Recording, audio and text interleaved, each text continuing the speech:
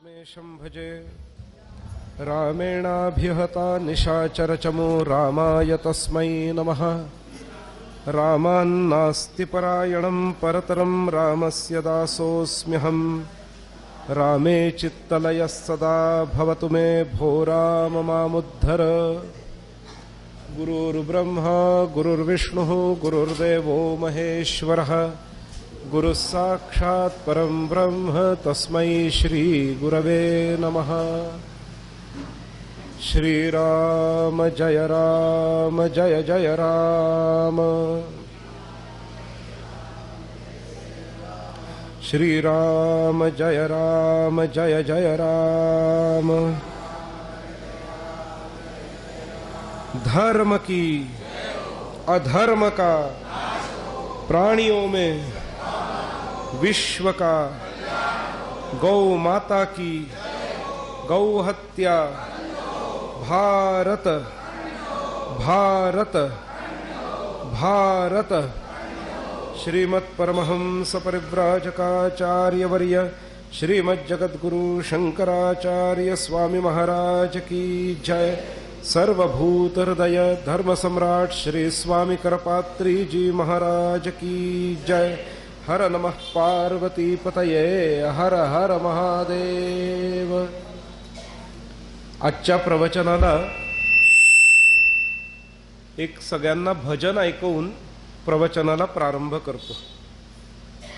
तुम्हाला हे भजन आवडेल आणि सगळ्यांना राम जन्माच्या शुभेच्छा देण्याऐवजी मला वाटतं हे भजन जर प्रसारित केलं तर त्याचा फार चांगला प्रभाव अहिंदूंवर पडेल किंवा हिंदूंमधल्या सेक्युलर लोकांवर पडेल।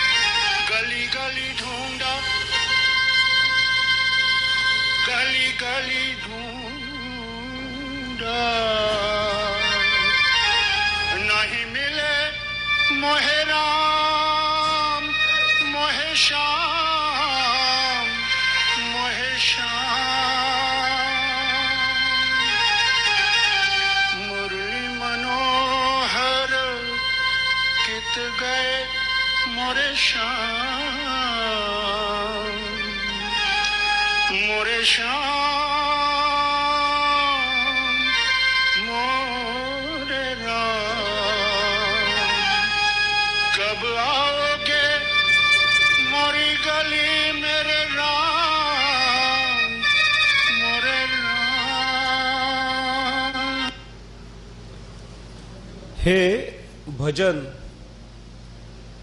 दरवर्षी रामनवमीच्या दिवशी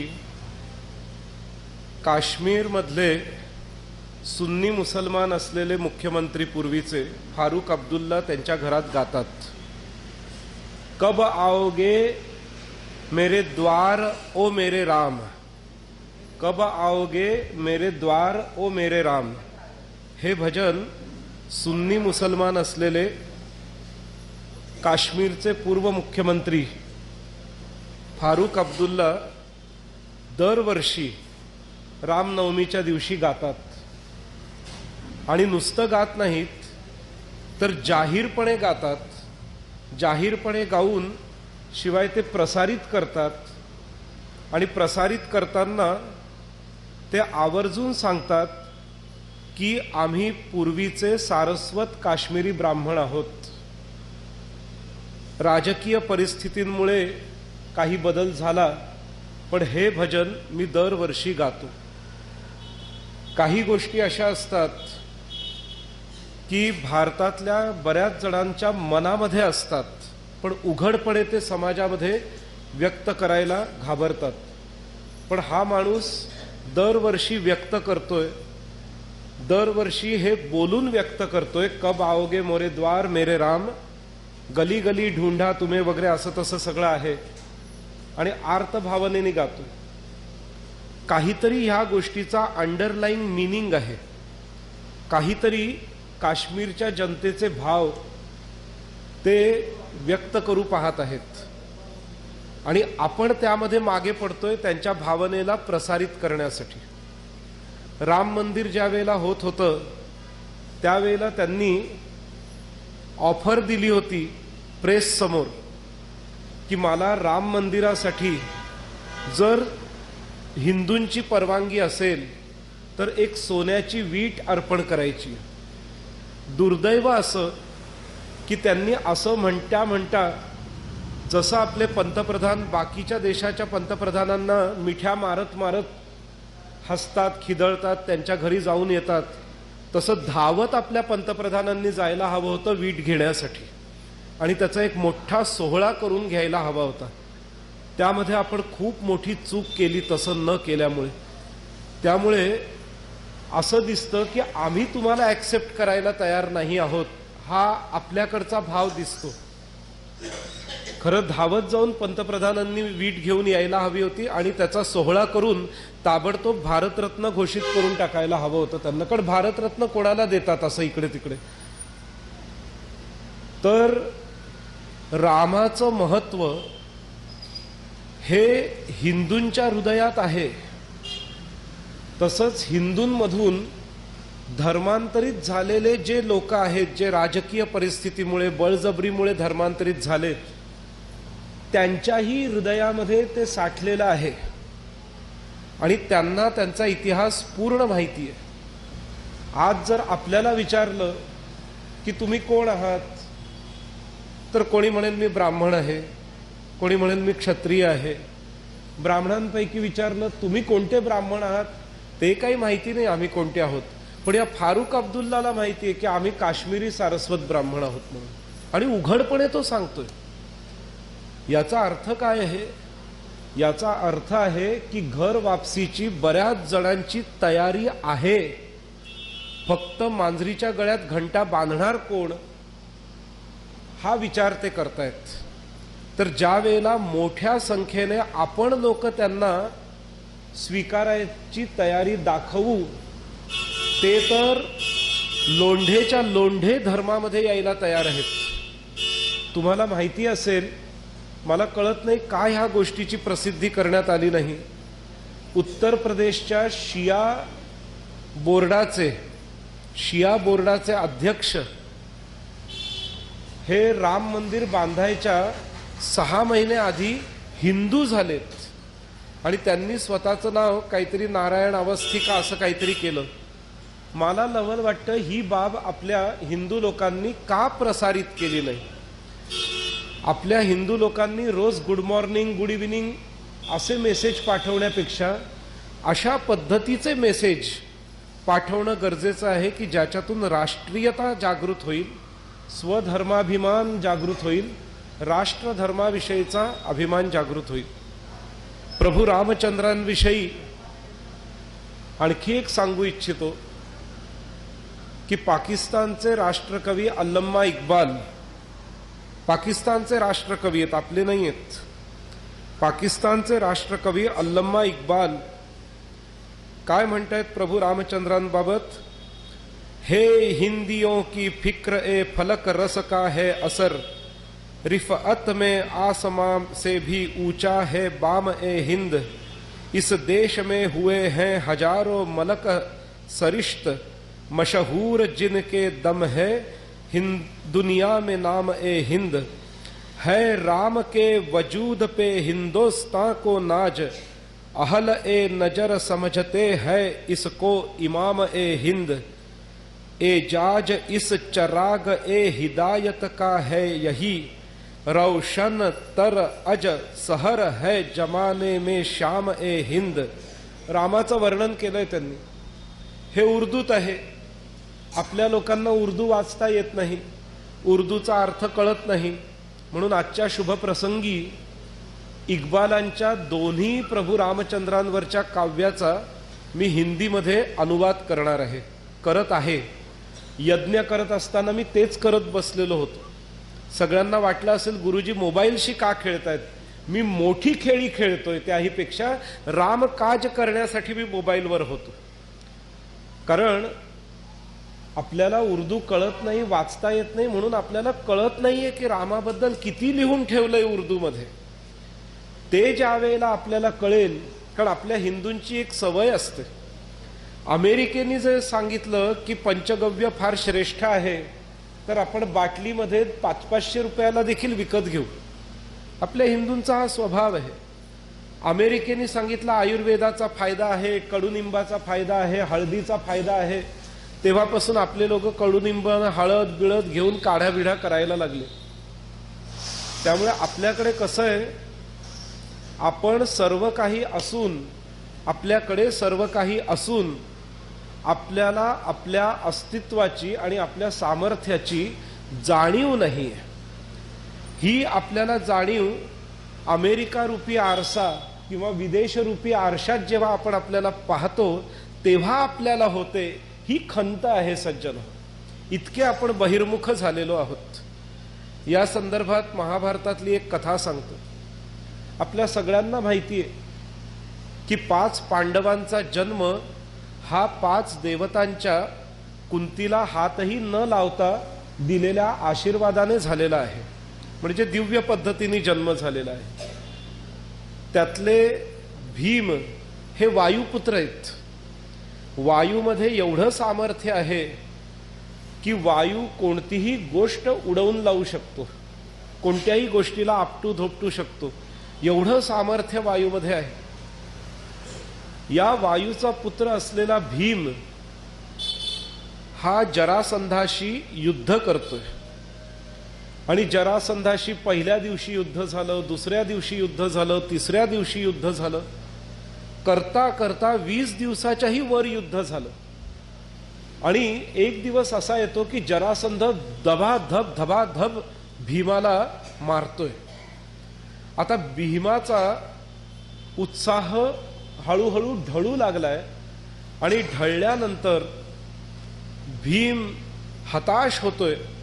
त्याला असं वाटतंय की जरासंधासमोर मी जिंकूच शकणार नाही, जरासंधासमोर मी जिंकूच शकणार नाही, असा भीमाचा भाव उत्पन्न झालेला आहे. आणि श्रीकृष्णाने हे ओळखलंय की भीमाचा आत्मविश्वास ढळलाय. तेव्हा थोडासा टाइम असतो ना युद्धामध्ये, पण द्वंद्व युद्धामध्ये थोडा टाइम प्लीज असतो. तर त्या टाइम प्लीज मध्ये भीम ज्या वेळेला येतो कृष्णाजवळ, तेव्हा कृष्ण भीमाला सांगतोय की अरे भीमा, तू काय स्वतःला सामान्य क्षत्रिय समजलास का? का असा हताश होतोय? तुझं स्वतःचं स्वरूप वैभव आठव. तू कोण आहेस? तू सामान्य क्षत्रिय नाहीयेस, तू वायुपुत्र भीम आहेस, जो वायू मोठ्या मोठ्या पर्वतांना देखील उखडून फेकतो. त्याच्यासाठी जरासंध काय चीज आहे?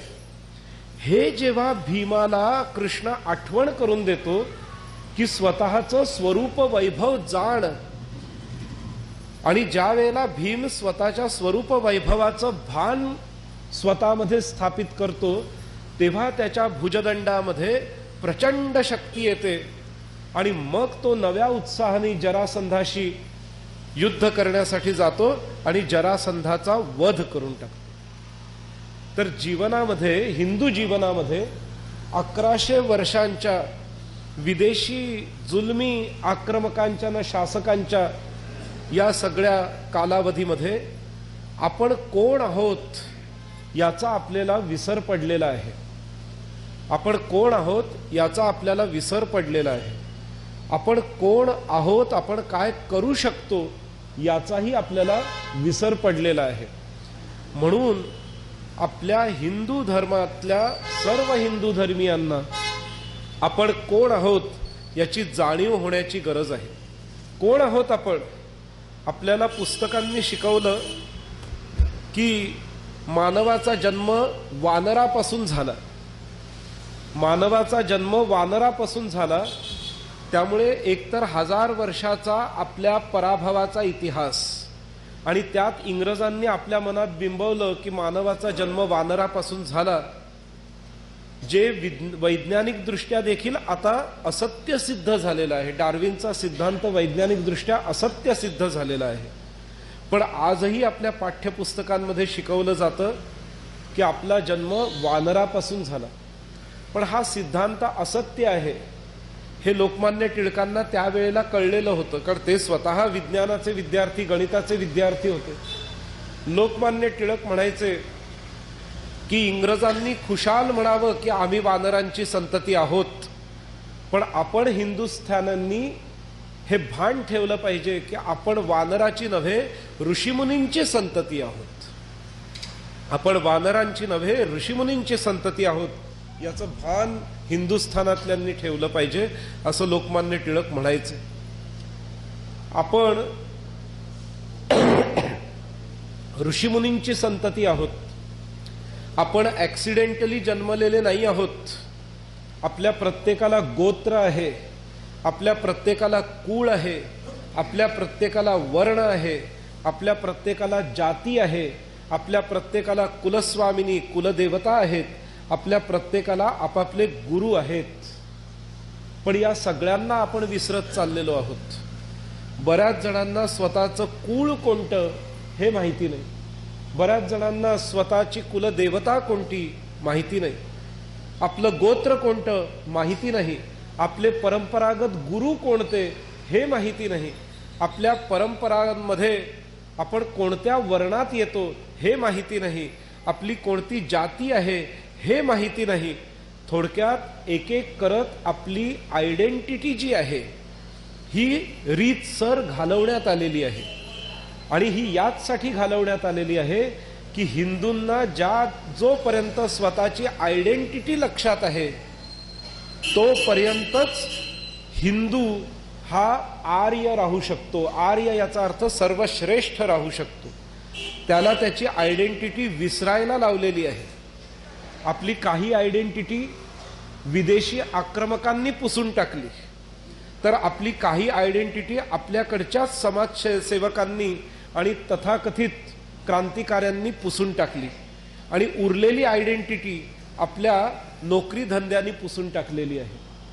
ही आयडेंटिटी आपण ज्या वेळेला पुन्हा स्थापित करू त्यावेळेला आपण हिंदू म्हणून पुन्हा जगावर राज्य करू शकू. कारण आपण ज्या वेळेला मंत्रपुष्प म्हणतो त्या मंत्रपुष्पामध्ये आपण काय म्हणत असतो? राज्यम स्वराज्यम सार्वभौम राज्य आ समुद्रपर्यंताया एकराडिती सप्त द्वीप सागर वलयांकित समस्त पृथ्वीवर आपलं एक छत्र साम्राज्य होतं, आणि ते साम्राज्य टिकवणं हे प्रत्येक हिंदूचं कर्तव्य आहे. हे प्रत्येक हिंदूचं कर्तव्य आहे. कारण हिंदू कमकुवत झाला की जगातली मानवता कमकुवत होते, जगातली नीतिमत्ता कमकुवत होते. आणि हिंदू जागृत झाला की जगातली मानवता सुरक्षित राहते, जगातली नीतिमत्ता सुरक्षित राहते. म्हणून एक राडिती समस्त पृथ्वीवर आपलं पूर्वी एक छत्र साम्राज्य होतं, आणि ते टिकवणं आपलं परम पवित्र कर्तव्य आहे, हे लक्षात ठेवलं पाहिजे. तर हाच संदेश प्रभू रामचंद्रांनी दिलेला आहे. इक्ष्वाकू वंशाचे रघुनंदन असलेले प्रभू रामचंद्र यांना स्वतःची आयडेंटिटी माहिती आहे. ते ज्या वेळेला वालीला विचारतात, वाली त्यांना विचारतो की अरे माझ्यावर तुम्ही लपून वार करणारे कोण? तेव्हा प्रभू रामचंद्रांचं उत्तर फार धारदार उत्तर आहे. ते म्हणतायत समस्त सप्तद्वीपा वसुंधरेवर राज्य करण्याचा, त्या वसुंधरेच्या लोकांचा पालन करण्याचा, प्राणी पशु पक्षी या सगळ्यांच्या पालन करण्याचं दायित्व हे आम्हा रघुकुलनंदनांकडे आहे. आणि अशा ह्या आमच्या भूमीवर तुमचं वानरांचं राज्य तुम्ही स्थापन केलं, आणि ते राज्य स्थापन केलं इथपर्यंत चांगली गोष्ट आहे. परंतु तुझ्या भावाची बायको तू पळवून आणलीस आणि स्वतःच्या अंतर्गृहात ठेवलीस. तुझ्या भावाला युद्धाला ललकारून त्याला राज्याच्या बाहेर हाकलवून त्याच्या आधिपत्याखालच्या राज्याला खालसा करून त्याला ठिकठिकाणी भटकण्यासाठी भाग पाडलेला आहेस. मग अशा स्थितीमध्ये हा सुग्रीव माझ्या साम्राज्याचा भाग आहे, तुझ्या राज्याचा भाग आहे. बघा, राज्य आणि साम्राज्य यामध्ये फरक आहे. हा सुग्रीव तुझ्या राज्याचा भाग आहे, हा सुग्रीव माझ्या साम्राज्याचा भाग असून त्याच्यावर जर अन्याय होत आहे, त्याच्याशी छलछद्म करून जर तू त्याच्या बायकोला पळवून नेलंस, तिचा उपभोग करण्याचा प्रयत्न केलास, त्याच्याशी छलछद्म करून त्याचं राज्य हडपून घेतलंस, अशा तुझ्यासारख्या अधम प्राण्याचा वध मी समोरासमोर करण्यासाठी बाध्य नाही. मी झाडाच्या मागून तुझी शिकार करण्यासाठी देखील अधिकृत आहे. अशा पद्धतीने गनिमी काव्याचा पाया प्रभू रामचंद्रांनी रचला आणि तोच गनिमी कावा पुढे शिवाजी महाराजांनी चालवला. तेव्हा पुन्हा हिंदवी स्वराज्याची स्थापना झाली. छत्रपती शिवाजी महाराजांना वाईट वाटलं नाही की आपण अचानक दऱ्याखोऱ्यांमध्ये येऊन पटकन त्या मोगलांवर आक्रमण करतोय. त्यांना माहिती आहे हे पशु समान आहेत, यांनी आधी छलछद्म केलंय. छलछद्म करणाऱ्यांशी छलछद्म करून त्यांचा पराभव करणं हा रामानी शिकवलेला धर्म आहे, म्हणून या धर्माचं मी पालन करीन असं म्हणत शिवाजी महाराजांनी हिंदवी स्वराज्यामध्ये गनिमी कावा, गेरिला वॉरफेअर हे आणलं. तर सज्जन हो, प्रभू रामचंद्रांनी खेळलेली जी वेगवेगळी युद्ध आहेत, त्या युद्धांचं अनुशीलन जर आपण केलं, त्या युद्धांनुसार जर आपण युद्ध केलीत, तर आपण पुन्हा एकछत्र पृथ्वीवर साम्राज्य स्थापित करू शकू. आणि हे एकछत्र साम्राज्य स्थापित होणार यामध्ये काही दुमत नाही. आणि हे साम्राज्य कसं असेल तर हे रामराज्याचं साम्राज्य असेल. त्यामध्ये कोणालाही स्वतःच्या देवी देवतांना पूजायला बंदी नसेल, पण दुसऱ्यावर स्वतःच्या देवी देवता लादण्यावर मात्र जबरदस्त बंदी असेल. कोणालाही स्वतःच्या परंपरांच्या पालनावर बंदी नसेल, पण स्वतःच्या परंपरा दुसऱ्यावर लादण्यावर मात्र पूर्ण बंदी असेल. कोणालाही लग्न कार्य करायला बंदी नसेल, पण दुसऱ्यांच्या मुली पळवून आणून निकाह करण्यावर मात्र पूर्ण बंदी असेल. अशा पद्धतीचं नैतिक, अशा पद्धतीचं उज्ज्वल, अशा पद्धतीचं मानवीय राज्य जे आहे ते राज्य म्हणजेच रामराज्य आहे. आणि ते स्थापन करणं हे प्रत्येक हिंदू व्यक्तीचं ध्येय असलं पाहिजे.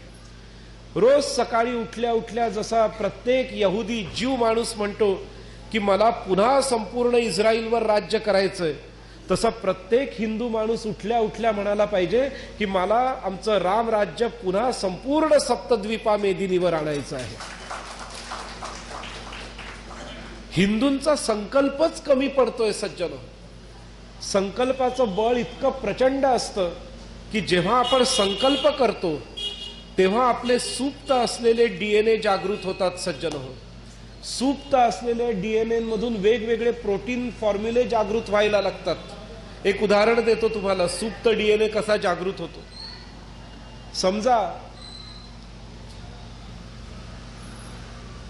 एखाद दिवशी रात्री आपल्याला भूक लागलेली आहे, खूप झोप येत आहे. भूक लागलेली आहे, झोप येत आहे, दोन्ही गोष्टी भयंकर असतात. नेमकं त्याच सुमारास जर कोणी आपल्याला फोन करून सांगितलं की ताबडतोब मुंबईला जा, तुम्हाला 5 कोटीची लॉटरी लागली आहे, भूक विसरू की नाही आपण, झोप विसरू की नाही, ताबडतोब मिळेल त्या गाडीने मुंबईला धावू आपण. अचानक प्राप्त झालेल्या या संदेशामुळे आपल्या डीएनए मध्ये जे भुकेवर मात करण्याची आणि झोपेवर मात करण्याची सुप्त शक्ती होती, त्या सुप्त डीएनएच्या शक्तीला आपण जागृत केलं आणि मग डीएनएने असं रूप धारण केलं की एक काय 2 दिवस पण जागून मुंबईला जाऊन ते 5 करोड घेऊन येऊ आपण. म्हणजे आपल्या डीएनए मध्ये अनेक गोष्टी सुप्त असतात. आपल्या बुद्धीतल्या 90% रकाने सुप्त आहेत सज्जनो. वैज्ञानिकांनी म्हटलंय की मनुष्य स्वतःच्या बुद्धीचा जास्तीत जास्त 10% वापर करतो, 90% बुद्धी तशीच सुप्त ठेवलेली आहे. पण जर आपण उज्ज्वल संकल्प केला तर आपली 90% बुद्धी देखील काम करायला लागेल. आपल्या DNA मध्ये ज्या ज्या शूरतेच्या, वीरतेच्या, नैतिकतेच्या, मानवतेच्या सुप्त शक्ती आहेत त्याही जागृत होतील. पण त्यासाठी अशा पद्धतीचा संकल्प करण्याची गरज आहे. प्रभू रामचंद्र हे सर्वांसाठी पूजनीय आहे. एक एक उदाहरण देत देत मी हे सिद्ध करतो. प्रभू रामचंद्र हे सर्वांसाठी पूजनीय आहेत याचे एक एक उदाहरण देऊन मी सिद्ध करतो. आपल्या हिंदुस्थानामध्ये तुम्हाला माहिती असेल की बौद्ध मार्ग देखील एक विचारसरणीचा मार्ग होता. मी आहे म्हणत नाही, कारण तसं वागताना कोणी दिसत नाही. होता. त्या बौद्धांमध्ये देखील जो धर्मग्रंथ आहे जातक कथा, त्या जातक कथेमध्ये एक दशरथ जातक नावाची कथा आहे. दशरथ जातक नावाची कथा आहे ज्यामध्ये राम, लक्ष्मण, सीता, दशरथ या सगळ्यांचा उल्लेख आहे. त्यामुळे बौद्धांनी देखील दशरथ जातकाला पूजनीय मानलेलं आहे. अर्थात प्रभू रामचंद्रांना विषयी बौद्धांनीही आदर व्यक्त केलेला आहे. याच बौद्धांची एक महायान शाखा ही तिबेटमध्ये आहे. त्या तिबेटी बौद्धांनी तिबेटी रामायणाची रचना करून ठेवलेली आहे आणि त्याचं ते पठण करतात, वाचन करतात. त्या तिबेटी रामायणामध्ये रावण देखील आहे, राम देखील आहेत, सीता देखील आहे, लक्ष्मण देखील आहे, हनुमान देखील आहे. तर बौद्ध लोक देखील रामाला मानतात. सज्जन हो, बौद्ध लोकही रामाला मानतात. आपल्याला माहिती असेल की गौतम बुद्ध देखील अयोध्येला दर्शनाला गेले होते आणि अयोध्येमध्ये त्यांनी एक प्रवचन केलेलं होतं. साकेत हा शब्द बौद्ध साहित्यामध्ये प्रसिद्ध आहे. साकेत आपण भूलोकावरचा अयोध्येला मानतो. जैन वाङ्मयामध्ये पौमचरित नावाचा एक ग्रंथ आहे ज्यामध्ये विस्ताराने प्रभू रामचंद्रांची कथा सांगितलेली आहे. आणि जैन देखील रामाला खूप मानतात. जैन देखील रामाला खूप मानतात. जैन रामाला किती मानतात याविषयी जर आपल्याला बघायचं असेल तर इंदोर पासून फार दूर जायची गरज नाहीये. मांडवगडावर जा. मांडवगडावर आज जैनांची जी धर्मशाळा आहे त्या धर्मशाळेमधले जैन अभिमानाने सांगतात की हे मंदिर रामा लक्ष्मणाने बांधलेलं आहे आणि लक्ष्मण रामाची मूर्ती आजही त्या मंदिरात आहे. बघण्यासारखं आहे. त्यामुळे जैन रामाची पूजा करतात. ह्याचं प्रमाण इंदोर पासून फार दूर नाही, मांडवगडावरच्या जैन धर्मशाळेत त्याचं प्रमाण आहे. सिख लोक देखील रामाला मानतात. गुरु ग्रंथ साहब मध्ये दशरथ राजाचा कितीतरी वेळा उल्लेख आलेला आहे. कितीतरी वेळा रामाचा उल्लेख आलेला आहे. आणि हेही सोडा, प्रभू रामचंद्रांचं रामायण हे गुरु नानकांनी जे सांगितलेलं आहे ते प्रकाशित आहे. आणि विशेष म्हणजे काँग्रेसच्या काळामध्ये भारत सरकारने ते प्रकाशित केलेलं होतं. भाजप ते प्रकाशित का करत नाही हा मला प्रश्न पडतो. गुरु नानकांनी लिहिलेलं रामायण काँग्रेसने प्रकाशित केलं, भाजपाने ते प्रकाशित करून अत्यल्प किमतीमध्ये पंजाबमध्ये किंवा फुकट वाटावं पंजाबमध्ये. का नाही वाटत मला कळत नाही. कारण काँग्रेसने प्रकाशित केलं म्हणजे ते प्रमाण मानायला हरकत नाही. भाजपाने प्रकाशित केलं असतं तर चला सांप्रदायिक अमुक तमुक, पण काँग्रेसने प्रकाशित केलेलं आहे त्याचं पुनर्मुद्रण करून भाजपाने वाटलं पाहिजे. ते जिथे जिथे काँग्रेसची राज्य आहेत तिकडे वाटलं पाहिजे आणि जिथे जिथे भाजपाची राज्य आहेत तिथेही वाटलं पाहिजे. तर थोडक्यात सांगायचं तर प्रभू रामचंद्रांविषयीचा आदर हा केवळ आपल्या वैदिकांनाच नव्हे तर जैनांनाही आहे, बौद्धांनाही आहे, सिखांनाही आहे. आणि जे हिंदूंपासून मुसलमान झालेले आहेत अशा अल्लम्मा इक्बाल सारख्यांना, फारुख अब्दुल्ला सारख्यांना देखील आहे. हे आपण विसरता कामा नये सज्जन. ह्या गोष्टी देवानी तयार करून ठेवलेल्या आहेत. आपल्याला ह्याचा योग्य पद्धतीने प्रचार प्रसार करून प्रभू रामचंद्रांविषयीचा आदर दिगदिगंतापर्यंत पोहोचवला पाहिजे. हे आपलं कर्तव्य. आणि हे सोपं आहे आजच्या सोशल मीडियाच्या युगामध्ये. पूर्वीचं युग असतं तर गोष्ट वेगळी होती. आज आपण बसल्या जागी 7ही खंडांमध्ये याचा प्रचार प्रसार करू शकतो सज्जन. असे हे प्रभू रामचंद्र आहेत की ज्यांच्याविषयी सगळ्यांना आदर आहे. कोणीही रामाचा विरोध करत नाही, कोणीही रामाचा विरोध करत नाही. कोणीही रामाचा विरोध करत असेल तर तो मनुष्य मूर्ख म्हटला गेला पाहिजे. कारण मोठ्या मोठ्या लोकांनी रामाची स्तुती केलेली आहे. गांधीजींनी तर एकदा नाही दोनदा नाही 1927 पासून 1927 ते 1947 20 वर्ष गांधीजी सांगतायत की भारतामध्ये रामराज्य असलं पाहिजे. गांधींचं वाक्य, भारतामध्ये रामराज्य असलं पाहिजे, हे गांधी सांगतायत. त्यामुळे हिंदूंमधले पण मवाळ असो की जहाल असो, सगळ्यांना रामराज्य अपेक्षित आहे, हे यावरून आपल्याला दिसून येतं. असे हे प्रभू रामचंद्र आहेत जे सर्व लोकैक पूजित आहेत. अशा प्रभू रामचंद्रांचा जन्म या भारत भूमीमध्ये होणं हे आपल्या सगळ्यांचं भाग्य आहे. आणि नुसतं होणं नव्हे तर प्रभू रामचंद्रांच्या पदस्पर्शाने पावन झालेली भूमी ही भारतातल्या प्रत्येक गावापासून 20-30 किलोमीटरच्या अंतरावर मिळेल. 20-30 किलोमीटरच्या अंतरावर मिळेल. जर इंदोरकरांनी विचारलं आमच्या आसपास राम कुठे आले होते, तर उज्जैनला आले होते ना, जानापावला आले होते ना प्रभू रामचंद्र, ओंकारेश्वरला प्रभू रामचंद्र आल्याचे दाखले आहेत. रतलामवाल्यांनी विचारलं यहाँ कहाँ रामजी आए थे, तर गोधऱ्याला आले होते ना प्रभू रामचंद्र, उल्लेख आहेत. मुंबईकरांनी विचारलं हमारे यहाँ कहाँ रामजी आए थे, अरे बाण गंगा में रामजी आए थे, उन्होंने बाण से गंगा प्रवाहित की, वहां वालुकेश्वर महादेव की स्थापना करके अभिषेक किया. गोव्यातल्या लोकांनी विचारलं इकडे राम कुठे येऊन गेले, गोकर्णला आले होते रामचंद्र. जर तामिळनाडूतल्यांनी विचारलं इथे कुठे रामचंद्र येऊन गेले, कुंभकोणमला येऊन गेले, कांचीपुरमला येऊन गेले, तंजावरला येऊन गेले, श्रीरंगमला येऊन गेले, मीनाक्षीला येऊन गेले, रामेश्वरमला येऊन गेलेले आहेत. असा कोणताही भाग नाही की जिथून 20-30 किलोमीटरच्या अंतरावर प्रभू रामचंद्रांचे चरण कमल उमटले नाहीत. आजच्या मोटर गाड्यांच्या युगामध्ये, विमानांच्या युगामध्ये पंतप्रधानालाही हे शक्य झालेलं नाही, राष्ट्रपतींनाही हे शक्य झालेलं नाही, ते त्या काळात प्रभू रामचंद्रांनी करून दाखवलेलं आहे. यावरून दिसतं की विमानं असली, गाड्या असल्या कीच लोकसंपर्क होतो असं नाही. सगळ्यात उत्तम लोकसंपर्क हा रामचंद्रांनी केलाय. आणि रामचंद्रांनी केलेला लोकसंपर्कच नव्हे तर पशुपक्ष्यांशीही त्यांचा संपर्क आहे. पशुपक्ष्यांशीही त्यांची मैत्री आहे, देवतांशीही त्यांची मैत्री आहे.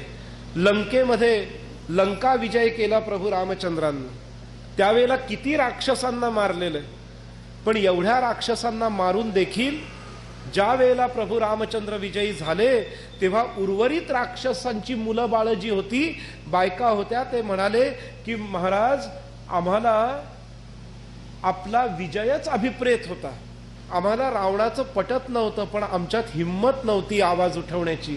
आजपासून आम्ही आपल्याला समर्पित आहोत. राक्षस रामाला समर्पित आहेत. त्यामुळे प्रभू रामचंद्रांचा संबंध राजा आणि प्रजेचा कसा संबंध असला पाहिजे हे सांगणारा संबंध आहे. राजाचा प्रजेशी, राजाचा पशुपक्ष्यांशी, राजाचा तरुलता गुलमांशी, राजाचा देवता आणि राक्षसांशी देखील मधुर संबंध कसा असतो हे प्रभू रामचंद्रांनी दाखवून दिलेलं आहे. उगाच नाही सगळी धरा रामचंद्रांचं गीत गात. तर असे हे प्रभू रामचंद्र भारत देशामध्ये प्रकट झाले. प्रकट होण्याचं कारण काय होतं, तर कारण होतं की छलछद्म करून कैकसीनी विश्रवा ऋषींशी विवाह केलेला होता. छलछद्म करून जे विवाह होतात त्याच्यापासून उत्पन्न होणारी संतती ही रावण, कुंभकर्ण, शूर्पणखेसारखी होते. त्यामुळे आपल्याशी कोणी छलछद्म करून विवाह तर करत नाही याचं भान प्रत्येक युवकांनी युवतींनी ठेवलं पाहिजे. तर छलछद्म करून कैकसीनी विश्रवा ऋषींशी विवाह केलेला होता आणि म्हणून तिच्यापासून कुंभकर्ण, तिच्यापासून रावण, शूर्पणखा असे दैत्य, असे राक्षस जन्माला आले. आणि त्या राक्षसांनी काय केलं, विश्रवा ऋषींचेही ते पुत्र होते, त्यामुळे तपस्वी होते. त्यांनी तपाच्या बळाने प्रचंड उपद्रव स्थापित केला होता. कुंभकर्णाने 5000 वर्ष तप केला, शूर्पणखेने 5000 वर्ष तप केलाय. कुंभकर्णाला स्वर्ग पृथ्वी पाताळात जाण्याची शक्ती प्राप्त होताच त्यांनी तो तप सोडून दिला. तो म्हणाला बाद झालं, एवढी सिद्धी खूप झाली मला, असं म्हणून तो स्वर्गात गेला. आणि स्वर्गात गेल्यानंतर सर्वप्रथम अप्सरांच्या मागे लागला आणि त्यातल्या 6 अप्सरा त्याला खूप आवडल्या. त्याला असं वाटलं की या दिसायला इतक्या सुंदर आहेत तर खायला किती गोड लागतील, म्हणून 6 अप्सरा चावून चावून खाऊन टाकल्या. त्या कुंभकर्णाने चावून चावून खाऊन टाकल्या. माणसं खातात, एप्स्टीन फाईल काय सांगतंय, माणसांनाही खातलं जातं की नाही. तर 6 अप्सरांना चावून चावून खाऊन टाकलं त्या कुंभकर्णाने. स्वर्ग लोकामध्ये हाहाकार झाला. स्वर्ग लोकातल्या अप्सरा खाणं काय साधी गोष्ट आहे, जगातली मोठी घटना होती त्या काळची. आणि नंतर तो सरस्वतीच्या मागे लागला, तर सरस्वतीने त्याला शाप देऊन टाकला. काय शाप दिला माहितीये? मजेदार शाप दिला. शापही असा द्यावा की ज्यातून देशाचं न धर्माचंच काम घडेल. सरस्वतीने असा शाप दिला की हे कुंभकर्णा, तुझ्या मुखात असलेल्या माझ्या जिभेवर तू अप्सरांचं रक्त सांडलंस, माझ्या वसतिस्थानाला दूषित केलंस, म्हणून तुला मी शाप देते की तू कितीही क्रूर असलास तरी तुझ्या मुखातून शास्त्र वचनच निघेल, इच्छा नसतानाही तुझ्या मुखातून शास्त्र वचन निघेल. आणि म्हणून कुंभकर्णाची रामायणात जितकी वाक्य आहेत ती वाक्य ऐकून वाचून आपल्याला असं वाटतं अरे कुंभकर्ण तर धर्मात्मा होता. तो धर्मात्मा नव्हता, त्याच्या शापामुळे तो बोलायचा ते धर्माचंच बोलायचा, बाकी बोलताच येत नव्हतं त्याला.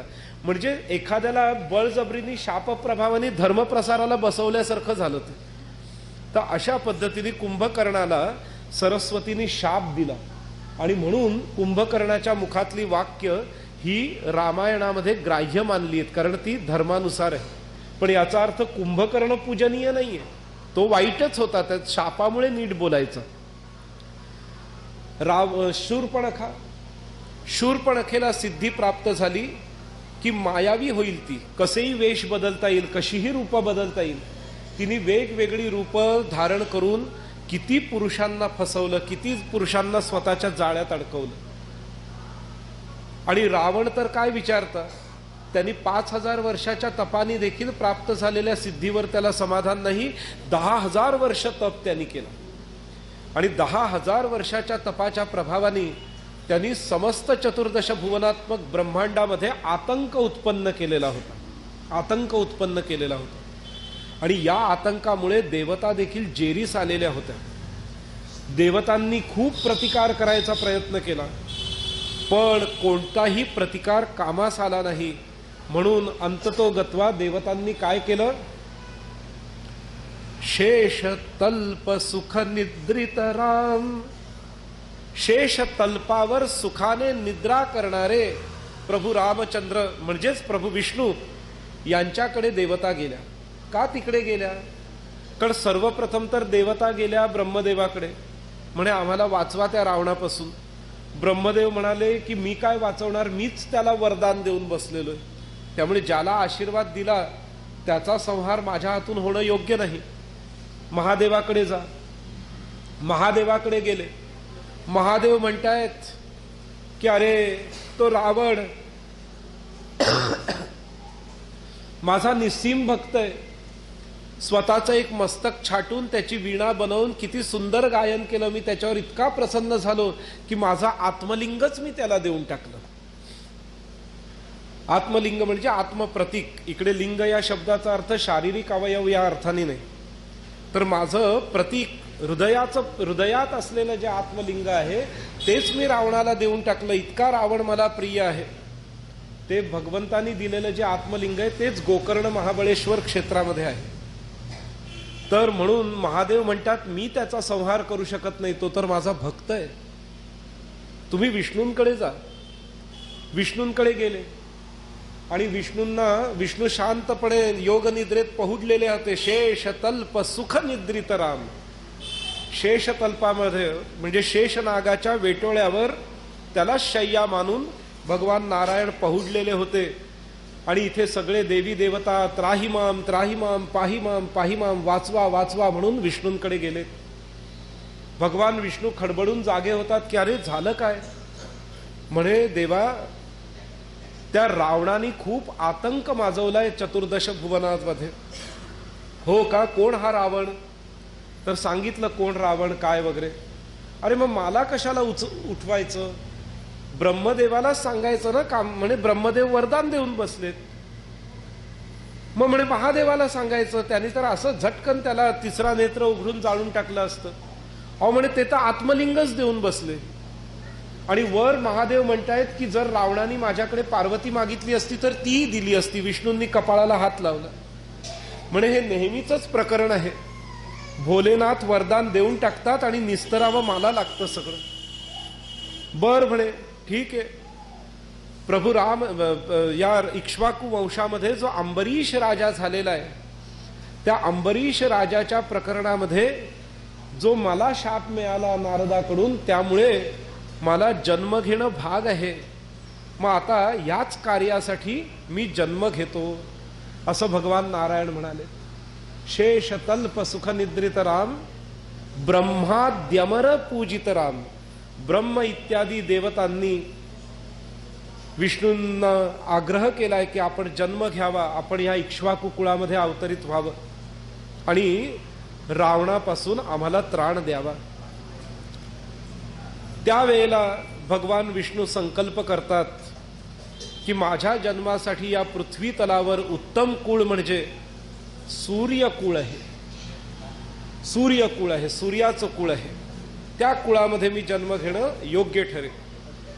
म्हणून काय करतायत, शेषतल्प सुखनिद्रित राम, ब्रह्माद्यमर पूजित राम, असे जे भगवान विष्णू आहेत, ज्यांचं मूळ स्वरूप आहे शुद्ध ब्रह्म परात्पर राम. अत्यंत शुद्ध सात्विक ब्रह्मत्व जे आहे हे विष्णूंचं आहे.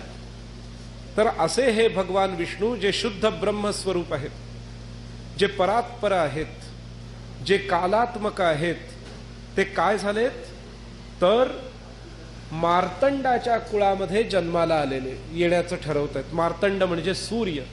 सूर्यकुळ म्हणजे इक्ष्वाकूचं कुळ. कुळ दोन प्रकारचं असतं सज्जन हो.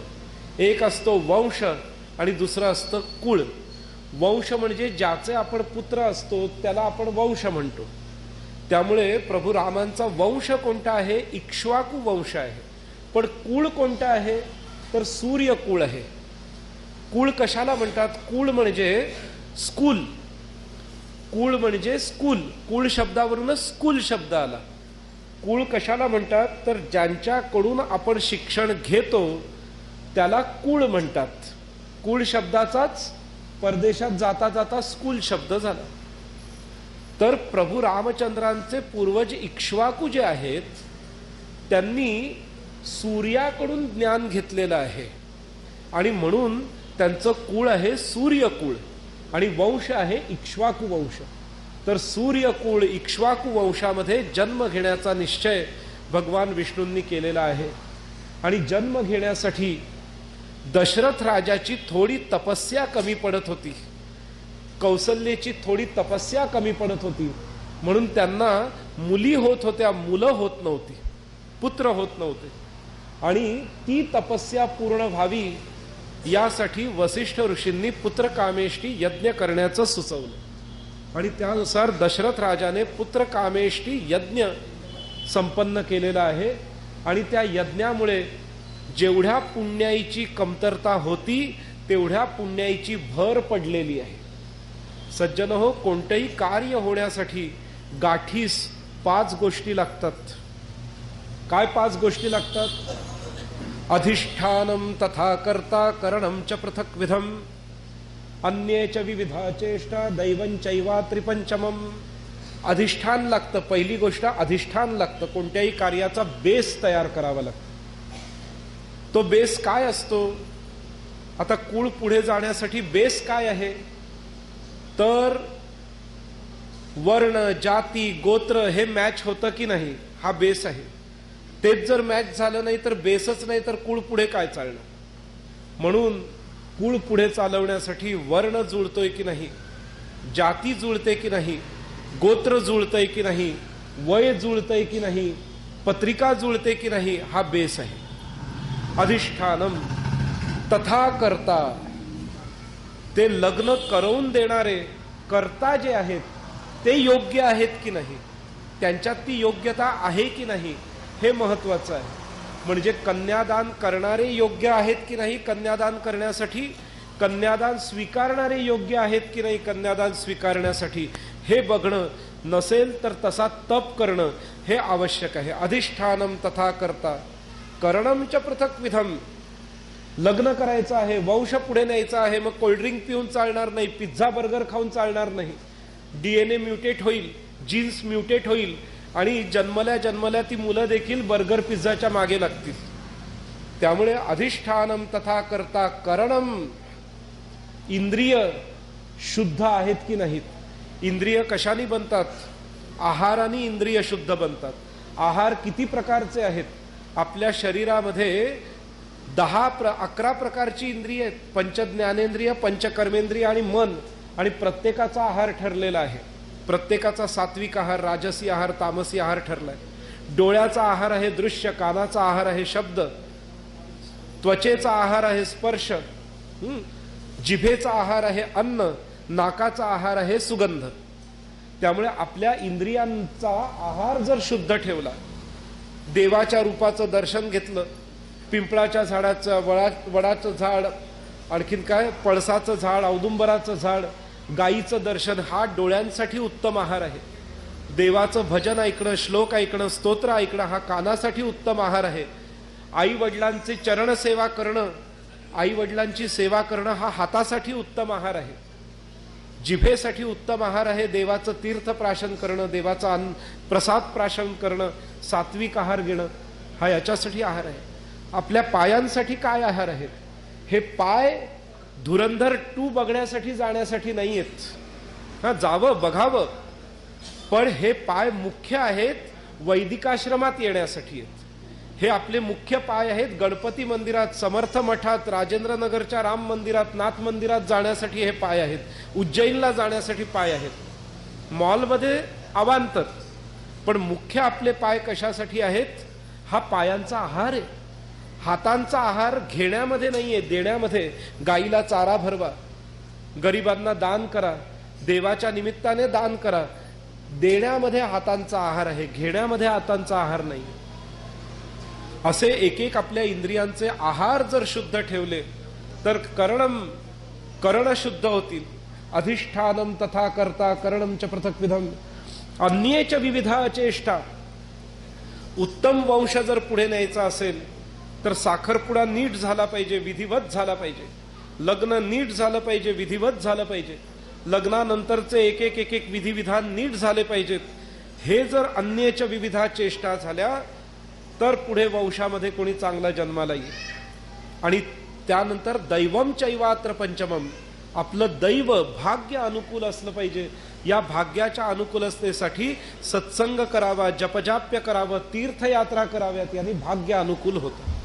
या 5 गोष्टी झाल्यानंतर मग कोणीतरी चांगला जीव कुळामध्ये जन्माला येतो.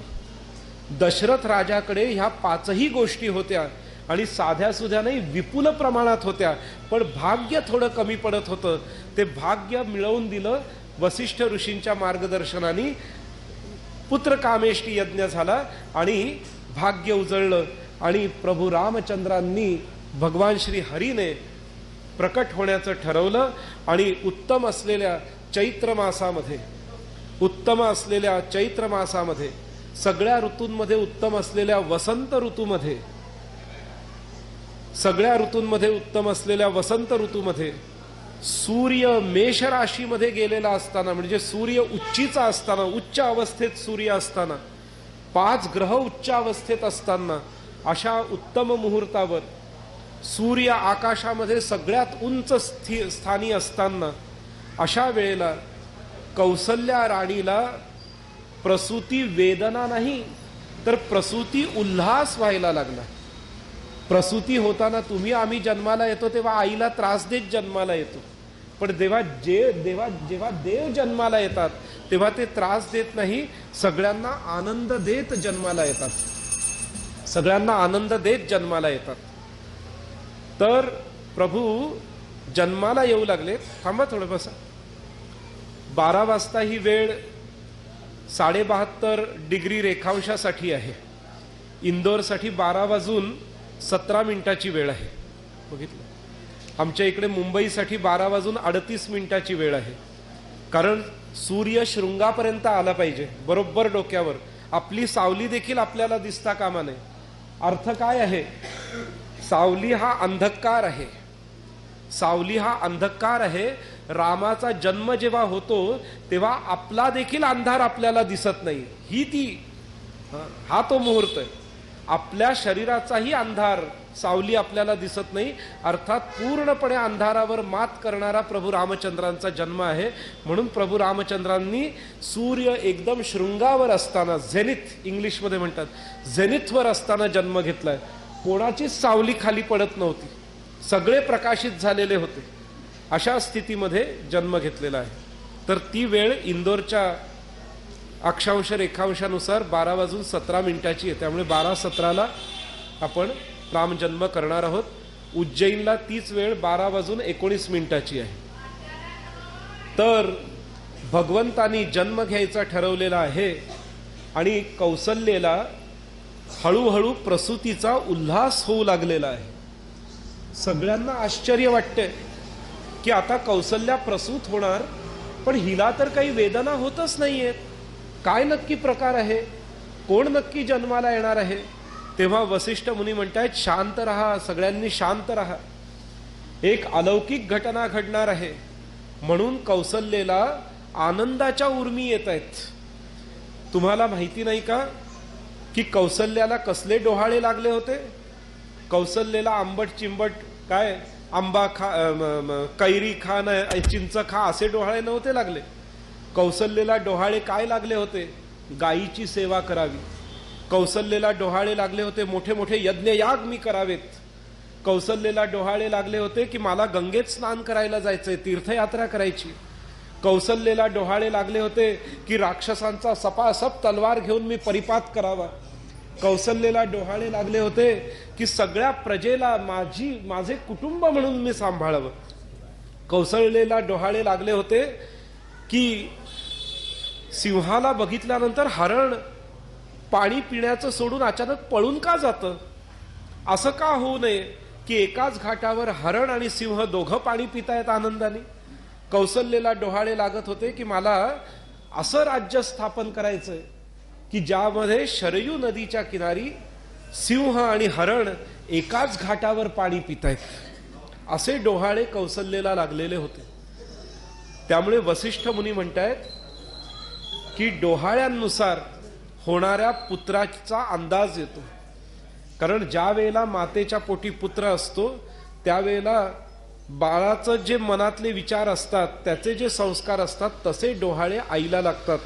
तर कौसल्येला अशा पद्धतीचे डोहाळे लागलेले आहेत की तीर्थयात्रा कराव्यात, गायीची सेवा करावी, मोठे मोठे यज्ञयाग करावेत, राक्षसांचा परिपात करावा आणि असं राज्य स्थापित करावं की ज्या राज्यामध्ये शरयू नदीच्या घाटावर सिंह आणि हरण बाजूबाजूला उभं राहून पाणी पितायत.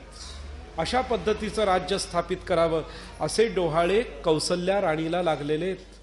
तर वसिष्ठ मुनी म्हणतायत, थांबा थांबा, कौसल्येला प्रसूती वेदना होत नाहीयेत, कारण तिच्या पोटी जन्माला येणारं बाळ हे फार अलौकिक बाळ आहे. हे फार अलौकिक बाळ आहे. आणि तेवढ्यात काय होतंय, तिकडे आतमध्ये प्रसूतीसाठी जाऊन बसलेली सुईणबाई जी आहे तिला दिसतंय की कौसल्येचं पोट हे मोठं झालंय आणि पोटामध्ये काहीतरी हालचाल सुरू झालेली आहे तिच्या पोटामध्ये. आणि आता ती सुईणबाई प्रसूती करण्यासाठी कौसल्येच्या जवळ येतीये आणि त्या सुईणीला झोप लागतीये. सुईणीला झोप लागते कारण तिचं कामच नव्हतं तिकडे काही. त्या सुईणीला झोप लागतीये आणि झोप लागल्यानंतर कौसल्येच्या समोर अचानक एक दिव्य रूप उभं राहतं. कसं रूप आहे ते? हातात शंख चक्र गदा पद्म धारण केलेलं आहे. हातात शंख चक्र गदा पद्म धारण केलेलं आहे. कपाळाला चंदनाची उटी लावलेली आहे. डोक्यावर किरीट आहे. कानात कुंडलं आहेत. संपूर्ण अंग कांती निळ्या रंगाची आहे. वरती जरी काठीचं उपरणं आहे. कमरेला पितांबर कासलेलं आहे. गळ्यामध्ये वैजयंतीची माळा रुळतीये, कौस्तुभ मणी सुशोभित आहे, तुळशीची माळा रुळतीये आणि संपूर्ण चारी हातांमध्ये, एका हातात शंख, एका हातात चक्र, एका हातात गदा, एका हातात पद्म, आणि चरण कमल इतके मृदू मृदू आहेत, इतके मऊ मऊ चरण कमल आहेत की असं वाटतंय हे चरण कमल म्हणजे अगदी संपूर्ण अरुणोदयाची लालिमा घेऊन आलेले आहेत. आणि ते कमल नयनी आहेत, कमळासारखे प्रफुल्लित नयन आहेत. स्मित हास्य करून कौसल्येकडे पाहतायत आणि कौसल्येकडे पाहून हात जोडून ते म्हणतायत की माते, मी आलो तुझ्या इच्छेनुसार. कौसल्या म्हणते, तुम्ही कोण? म्हणे, माते, तुम्हीच तर तप केला होता ना की श्री हरी आमच्या पोटी जन्माला यावेत म्हणून, ते मी आलो. तर कौसल्या नमस्कार करतीये आणि नमस्कार करून गहिवरून जातीये की देवा, किती हा मोठा उपकार तुम्ही केला की आमच्या इकडे तुम्ही प्रकट झालात. पण प्रत्येक आईची इच्छा असते की मुलाला अंगा खांद्यावर खेळवता यावं, मुलाचे बोबडे बोल ऐकता यावेत, मुलाचं दुडदुड चालणं, दुडुदुडू चालणं ठुमक चलत, हे सगळं, ही सगळी लीला पाहता यावी, मुलाला हाताने भरवता यावं, मुलाला झोका देता यावा, अंगाई गीतं गाता यावीत. तुम्ही तर हे असे आलात शंखचक्र गदा पद्म धारण करून, तुम्हाला मांडीवर घेऊ शकत नाही मी. तुम्ही तर इतकं स्पष्ट संस्कृत बोलतायत, तुमचे बोबडे बोलच ऐकता येणार नाहीत मला. तुम्ही तर जग चालवतात, तुम्ही दुडूदुडू काय चालणार ना, चालता चालता पडणार काय तुम्ही? कारण तुम्ही पडावं, चालता चालता मी उचलायला धावावं, तुम्हाला कडेवर घ्यावं, हे सगळं तुमच्या या असं शंखचक्र गदा पद्मधारी रूपाने शक्य नाही होणार मला. त्याचप्रमाणे तुम्हाला भरवायचं म्हटलं तर या एवढ्या रूपाला भरवायचं मला लाज वाटेल. पण लहान मुलाच्या रूपात जर तुम्ही आलात तर तुम्हाला माझं देखील उष्ट भरवता येईल, माझं देखील उष्ट भरवता येईल, तुमचं उष्टही मला खाता येईल. पण एवढ्या रूपात उष्ट भरवणं लाज वाटेल मला. त्यामुळे असं नको. एवढ्या तुमच्या रूपामध्ये तुम्हाला स्नान काय घालता येणार ना, मॉलिश काय करता येणार. तर बाल रूपात जर आलात तरच हे सगळे लीला करता येतील. त्यामुळे तुमचं हे रूप, या रूपाला तर वंदन आहे प्रभो, आमच्यावर खूप कृपा केली, पण असं रूप आम्हाला नकोय. आम्हाला हवंय ते बालरूप हवंय. भगवान श्री हरी स्मित हास्य करून हसतायत आणि हे काय बोलणं चालू आहे, कौसल्या कोणाशी बोलतीये म्हणून दाराच्या बाहेरच उभा असलेला दशरथ राजा हा ऐकतोय की कौसल्या कोणाशी बोलतीये. कारण पूर्वीचा हा नियम आहे, ज्या वेळेला पत्नी प्रसूत होते त्यावेळेला प्रसूती कक्षाच्या बाहेर नवऱ्याने उभं राहायचं असतं. हल्लीच्या भाषेत ऑपरेशन थिएटरच्या बाहेर नवऱ्याने उभं राहायचं असतं, बसून मोबाईलवर व्हॉट्सॲप खेळत बसायचं नसतं, उभं राहायचं असतं. कारण त्या कुळात एक व्यक्ती जन्माला येत असते, मोठी घटना होत असते, त्या घटनेचं स्वागत उभं राहूनच केलं जातं. त्यामुळे प्रसूती कक्षाच्या समोर काय करतात, पूर्वीच्या काळी होणारे वडील उभे राहायचे आणि मूल जन्माला आल्यानंतर नालच्छेदन करण्यासाठी आणि त्या बाळाला स्नान घालण्यासाठी लगेच आत यायचे. ही पूर्वीची प्रथा होती. आणि त्यामुळे त्या नवऱ्याला पण कळायचं की बायको मुलाला जन्माला घालते, तिला किती वेदना होतात हे त्याला कळायचं आणि बायकोविषयी प्रेम आणखी दृढ व्हायचं त्याचं. हल्ली ऑपरेशन थिएटरमध्ये होतं, त्यामुळे नवऱ्यालाही कळत नाही मूल कसं जन्माला आलं आणि बायका म्हणतात सिझरिन करून टाका म्हणून त्यांनाही कळत नाही मूल कसं जन्माला आलं. तर पूर्वीच्या काळी ही प्रथा होती. तर म्हणून दशरथ राजा प्रसूती कक्षाच्या बाहेर उभा आहे आणि विचार करतोय कौसल्या कोणाशी एवढं बोलतीये हे सगळं. म्हणून दशरथ राजा आत येतो आणि पाहतो तर काय, शंखचक्र गदा पद्मधारी श्री हरी उभेच आणि त्या हरींशी स्वतः कौसल्या राणी बोलतीये. दशरथ राजा लगेच नमस्कार करतायत आणि कौसल्या म्हणतीये की हे नाथ, पहा बरं, आपल्या इच्छेला पूर्ण करण्यासाठी हरी प्रकट झालेले आहेत, पण मी त्यांना म्हटलं असं प्रकट नाही व्हायचं, छोट्या बालकाच्या रूपात प्रकट व्हा. दशरथ राजा देखील हात जोडून म्हणतो, प्रभो, माझी पण कूस कधीपासून ह्या गोष्टीसाठी आतुर आहे की बालक म्हणून आपण जन्माला यावं. भगवान श्री हरी स्मित हास्य करतात आणि तथास्तु म्हणतात आणि तथास्तु म्हणता क्षणी अंतर्धान पावतात आणि कौसल्येच्या समोर भय प्रगट रघुराया, भय प्रगट रघुराया. बाल रूपामध्ये ते सावळं रूप प्रकट होतं आणि हात पाय हलवत डोळे मिचवत मिचवत इकडे तिकडे पाहतंय. म्हणून प्रभू रामचंद्रांचा जन्म नाही झालाय, प्रकट झालेत. म्हणून ते अयोनी आहेत, उदरातून सरळ प्रकट झालेत. म्हणून म्हटलंय भय प्रकट रघुराया. आपल्या भाषेत आपण जन्म झाला म्हणतो, तर प्रभू रामचंद्रांचा आजच्या चैत्र मासातल्या शुक्ल पक्षातल्या नवमीच्या तिथीला इंदोरच्या वैदिकाश्रमामध्ये सूर्य शृंगावर असताना जन्म झालेला आहे. राजाधिराज प्रभू रामचंद्र भगवान की जय.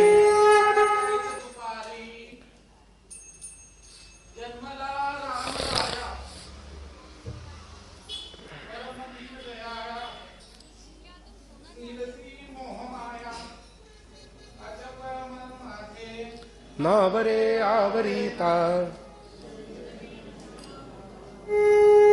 सगळ्यांनी उभं राहून रामाला नमस्कार करा. चंद्र भगवान की जय, कौसल्या माता की जय, दशरथ राजा की जय. आता रामाला कौसल्यानी रामाचं प्राकट्य झालंय, तर रामाची आरती करू आणि आरती झाल्यानंतर कौसल्या माता रामाला पाळण्यात ठेवेल ही भावना करून अंगाई गीत गायचंय, पाळणा गायचंय. तर आता आरती होईल.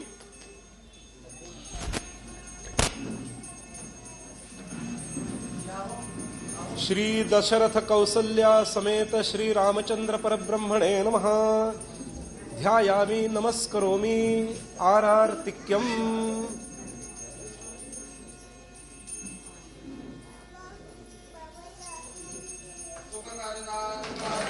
वार्ता विघ्नाची निर्वी पुरवी प्रेम कृपा जयाची, सर्वांगी सुंदर उपशेंदुराची, कंठी घडके माळ मुक्ता फळाची. जय देव जय देव जय मंगलमूर्ती हो श्री मंगलमूर्ती. दर्शन मात्रे मन स्मरणे मात्रे मन कामना पूर्ती. जय देव जय देव तुझ गौरी कुमरा, संतानाची युती कुंकुम केशरा. हिरे गणित मुकुट शोभतो बरा, गुणगुण दिने पुरे चरणी घागरिया. जय देव जय मंगलमूर्ती हो श्री मंगलमूर्ती. दर्शन मात्रे मन स्मरणे मात्रे मन कामना पूर्ती. जय देव अंबर परिवर बंधना, सरळ सोढा वक्र तुंड श्रीनयना. दास रामाचा वाटपाहे सदना, संकटी पावावे निर्वाणी रक्षावे सुरवर वंदना. जय देव जय मंगलमूर्ती हो श्री मंगलमूर्ती. दर्शन मात्रे मन स्मरणे मात्रे मन कामना पूर्ती. जय देव भारी तुझ्या संसारी, अनाथ माते अंबे करुणा विस्तारी. वारी वारी जन्म मरणाचे वारी, भारी पडलो आता संकट निवारी. जय देवी महिषासुरमर्दिनी, महिषासुरमर्दिनी. सुरवर ईश्वर वरदे तारक संजीवनी. जय देवी माता तुझा ऐकले नाही, काही श्रमते परंतु न बोलले काही. काही विवाद करता पडलो प्रवाही, ते तू भक्ता नाही काम सुलभ नाही. जय देवी महिषासुरमर्दिनी, सुरवर ईश्वर वरदे तारक संजीवनी. जय देवी प्रसन्न होती निजदासा, देशापासून सोडी सोडी भवपाशा. अंबे तुझ वाचून भरपूर विलाशा, हर हर कंजून झाला पर पंकज देशा. जय देवी सुरवर ईश्वर वरदे तारक संजीवनी. जय देवी त्रिगुणकार त्रैलोक्य राणा लेखी लेखी शब्द नये हनुमाना सुरनर मुनिगण योगी समाधिलय ध्याना जय देव जय श्री आहो स्वामी अवधूता भारती हो भव चिंता जय देव जय देव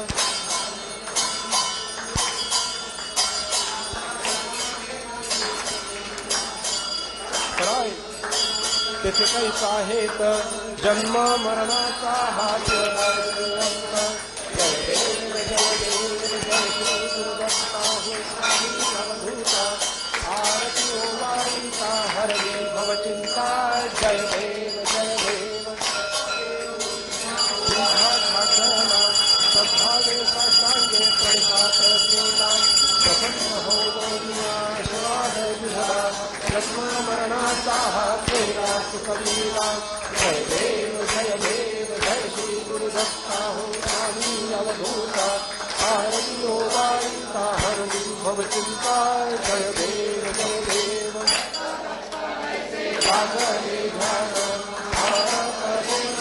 धारे उन्मान श्रीकृष्णाची झाली बरोबर एका जनांगणी श्रीभक्त ध्यान जय देव जय श्री गुरुदत्ता हो स्वामी अवधूता आरती हो वाईता हरवी भवचिंता जय देव जय राम जय राम सुंदर मेघश्याम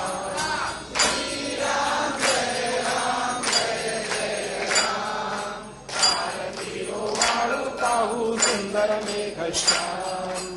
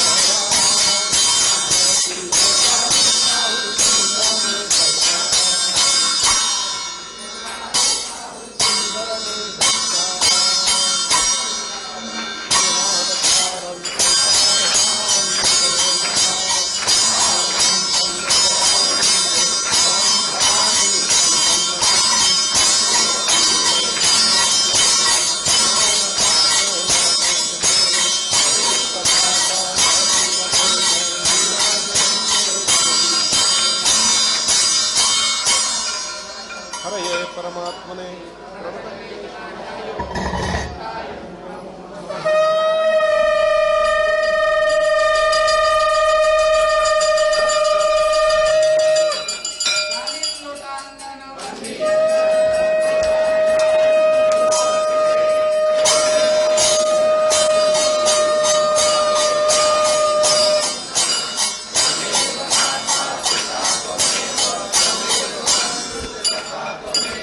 त्वमेव विद्या द्रविणं तमेव त्वमेव सर्वं मम देवदेव कायेन वाचा मनसेन्द्रियैर्वा बुद्ध्यात्मना वा प्रकृतिस्वभाव करोमि यत् सकलं परस्मै नारायणायति समर्पयामि अच्युतं केशवं रामनारायणं कृष्णदामोदरं वासुदेवं हरिं श्रीधरं माधवं गोपिकावल्लभं जानकीनायकं रामचन्द्रम् हरे राम राम राम हरे हरे हरे कृष्ण कृष्ण कृष्ण हरे हरे हरे राम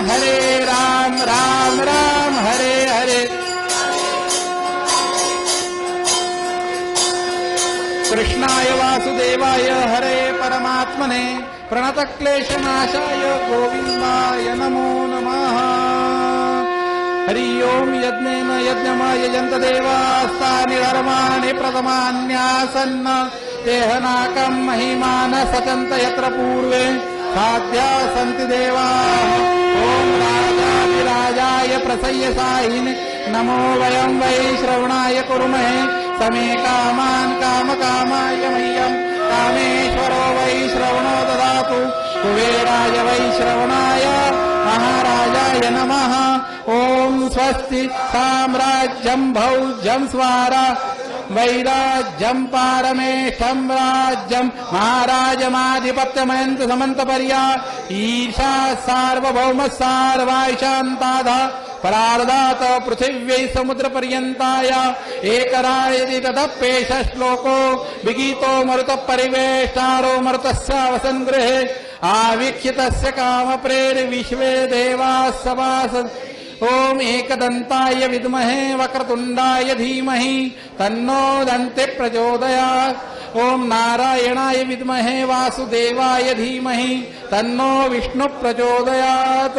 ओम महालक्ष्मी च विद्महे विष्णुपत्नी च धीमहि तन्नो लक्ष्मी प्रचोदयात्।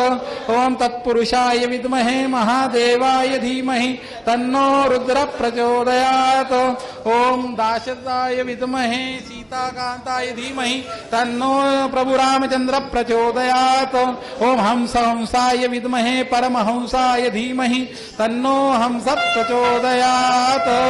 दिगंबराय विद्महे अत्रिपुत्राय धीमहि तन्नो दत्त प्रचोदयात्। राजाधिराज प्रभु रामचंद्र भगवान की जय। पवन सुत हनुमान की जय।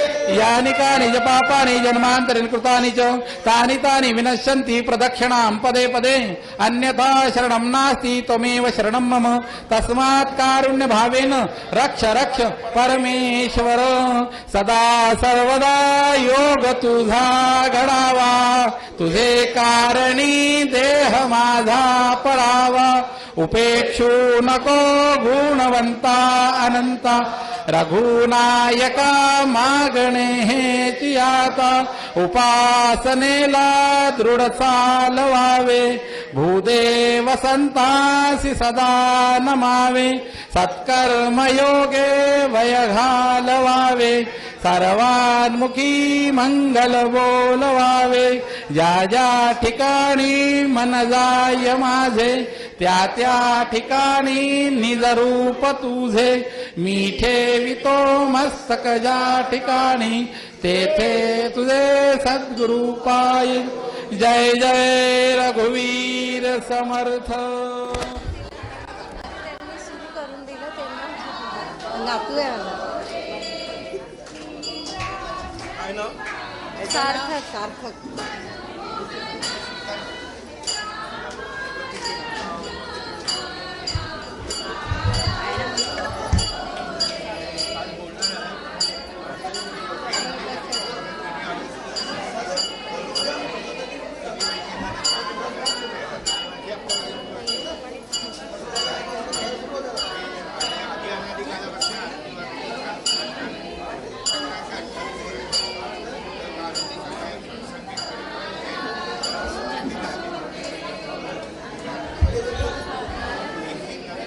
जाऊ द्या.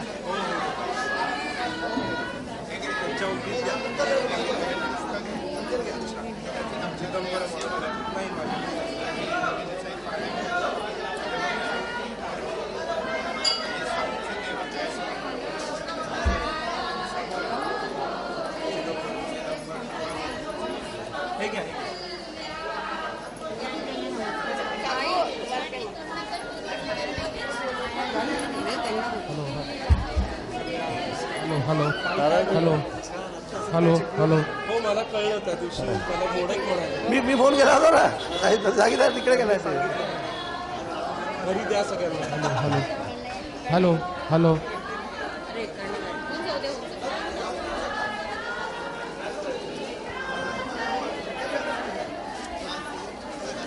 अच्छा अच्छा अच्छा